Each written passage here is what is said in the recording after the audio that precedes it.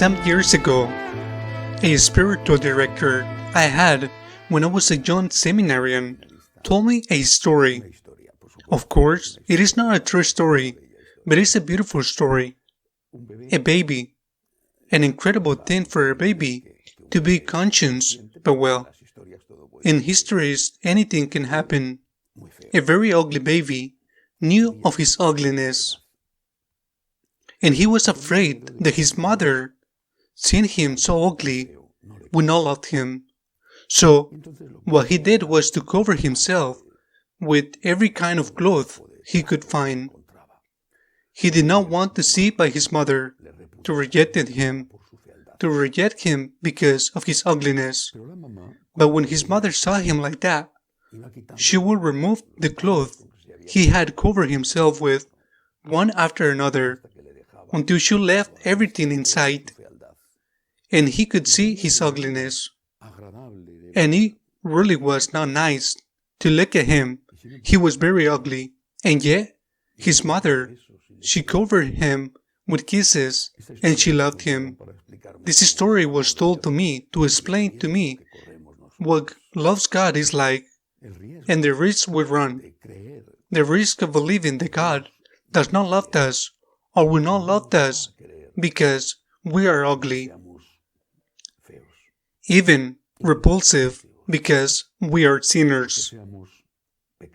But it is not like that. This passage from the Gospel of John, which I just read, begins, God so loved the world that he gave his only Son for the salvation of the world. Christ has come to save what was lost, to save sinners. Christ is like the mother in the story, who does not ignore the ugliness of her son, and who loves him even though he is so ugly. Because she loves him, she wants to heal him. She wants to heal his wounds. She loves him as he is, but she wants to heal his wounds, because those wounds are hurting him. What could we say of someone who, being sick, will not want to go to the doctor so that the doctor will not give him a displeasure of a diagnosis that he does not like to hear? But if they make that diagnosis, they can offer them a therapy and they can be cured. Wouldn't we say that they are foolish and are putting their life at risk? You get up if they tell you that you have this or that disease. It is never pleasant, and maybe some illness you have brought on yourself by your behavior, or others you did not. But it is never nice to be told you have this or that. But this is much better to know, because there is a hope of cure, than to put your head in the sand as their oysters do. Not to know, not to see, as if that way you were going to cure yourself.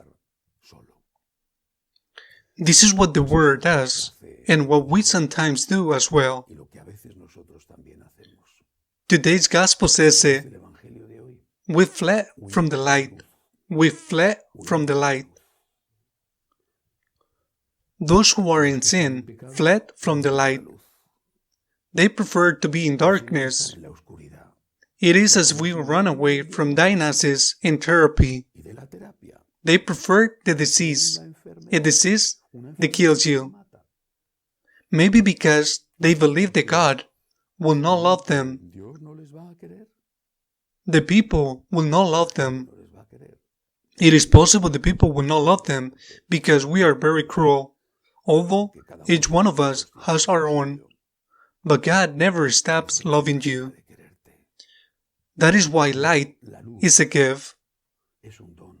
Even if what the light reveals is not pleasant, a good diagnosis is a gift.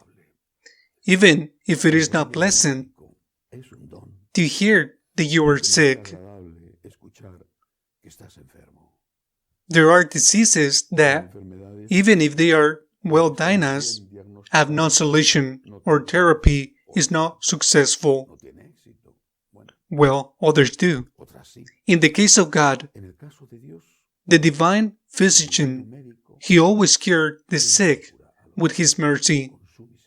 And the only thing he asks for us is not to doubt his love, his infinite love, and not to hide our illness from him, at least from him, that we do not deceive ourselves, that we do not run away from the light because he knows us. He does not reject us. If he wants to heal us, it is for our good. He truly loved us. And he does. He loved us more than we love ourselves because we are sometimes our worst enemies. Let us therefore turn to the light that comes from Christ. Let us come out of darkness. Let us tune our conscience, not to turn into a scrupulous conscience which distressed us, which sour us, but so that through that right-formed conscience, the divine physician can give us the therapy for our healing. And above all, if 7 times we must ask for forgiveness every day, 70 times 7 we will be forgiven. If Jesus said that we must forget up 70 times, which is a way of saying always, how much more he forgives us always. Let us not try to cover our wounds thinking that he will not love us when he knows us. He knows us and loved us and gives his life for us. Amen.